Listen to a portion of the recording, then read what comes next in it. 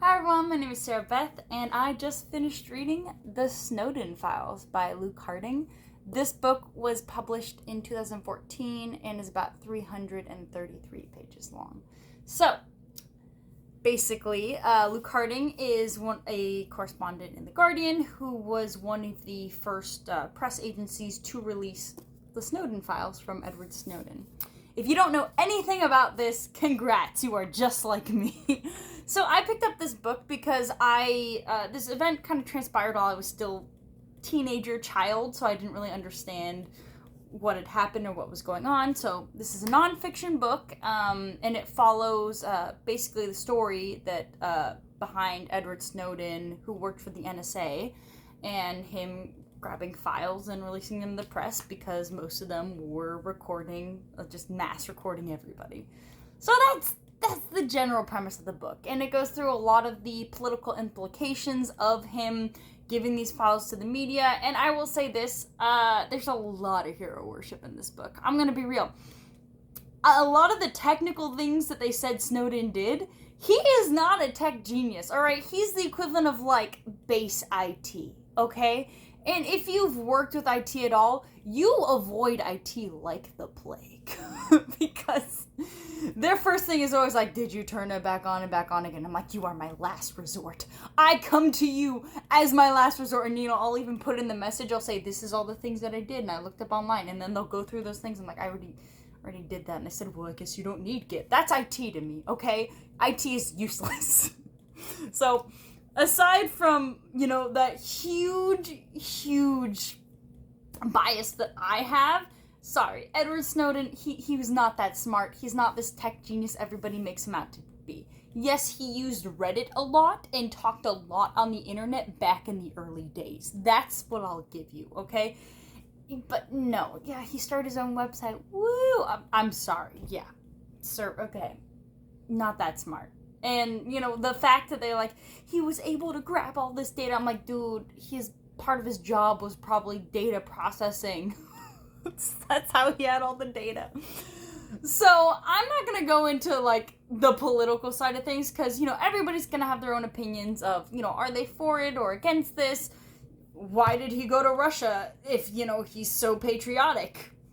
A lot of things just don't quite add up, and especially, this book never shows the other side. This book is all one-sided. If you supported Edward Snowden before, you're still gonna support him then. And if you're on the fence, you're still probably gonna be on the fence. If you're against him, I don't think this is gonna change your mind. Because once again, it's not persuasive enough, but it's nice that it gives you a good idea of what happened in the beginning. Honestly, you could stop reading around page 100, because I started the book, I'm like, oh wow, this is written quite well, I like the way it flows, and then it just became a slog of hero worship, and I said to myself, wow, I don't know how much more of this I can stand. And in the end, it just became a slew of political names and political people. It's like, this guy's from MI6, this is GQHQ, this is the political party they put together, and these people, nothing got anything done. But Snowden brought it to the forefront. I'm like, but you're just throwing words at me. Nothing's actually happening. So that kind of felt like a slog. I feel like I could have finished this a lot quicker if, like I said, it started out really strong. This book really just captivated me. Like, oh my goodness, I'm going to read my third nonfiction book of the year. And about a subject that I want to actually learn more on. And like I said, stop maybe around the 100-page mark.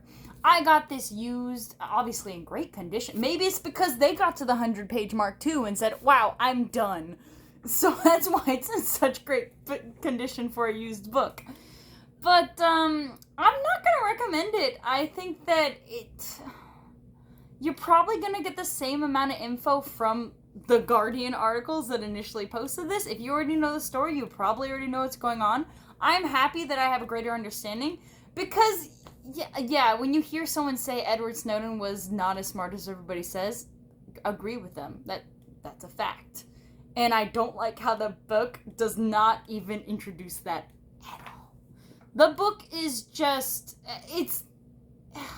it's trying to be patriotic, but it's also not trying to be patriotic. There's a part in the book where it kind of says, yeah, why would he go to Russia if he's a patriot? But then it doesn't expand on that. And I'm like, isn't Russia with Putin, like, is no one gonna call this out? How is that a good idea? Do they have good, they don't have good human rights. Of the human rights, that's on the lowest of the tiers. Just gonna put that out there. And then it kind of talks about how maybe there was a different, like, who chose the route through Russia and how he got stopped at the terminal and was stuck there for a month. Maybe some influence. I don't know. I'm not a conspiracy theorist. I'm not gonna put on that hat. But all I'm saying is you gotta show both sides. Okay, that's all I want. I want both sides, and that this book is not that. Writing is pretty good. Pretty good until the sloggy everybody gets their name portion. I'm like, okay, you're fancy. You got 50 years. You're an old man. You know the internet. You don't know the internet. Why are we bugging our allies? Okay, weird. This is terrible. Just those kind of realizations. I'm like, wow, that's not good. Probably could have learned this in an article a lot faster than this book, and it makes sense because this is an article writer. So yeah, not a recommendation for me. Hope you enjoyed my review. Have a good one.